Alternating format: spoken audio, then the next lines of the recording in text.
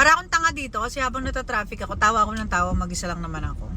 May dumaan kasi dito sa FYP ko yung trending na why we can't go to war together. Tapos pumasok sa isip ko si Freddy.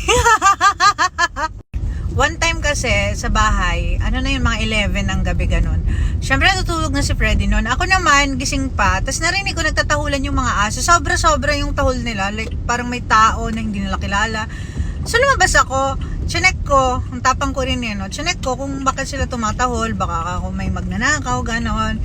Tapos wala naman. Tumatahol lang sila. Gusto lang nila magtahol-tahol. Siguro may nakikita sila na hindi natin nakikita, diba? Tapos si Freddy, lakas ang boses niya. Lumabas siya. Sabi niya, babe, ano yan? Ganon.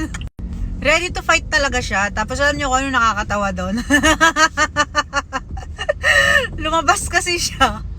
Nakapamewang pa siya. Tapos gulo-gulo yung buhok niya kasi kakagising niya lang. Tapos nakaganon yung mata niya. Sabi niya, babe, ano yun? Ang lakas-lakas ang boses niya. Saka ganun yung mata. Kasi wala naman siya nakikita. Wala siyang salamin. Malabo yung mata niya. Wala lang, tawang-tawa lang talaga ako pag naalala ko yung moment na yun. Kasi yung tawa ko din ng gabi na yun. Sana nakita niyo yung itsura niya. Wala na, ayoko na. Bye.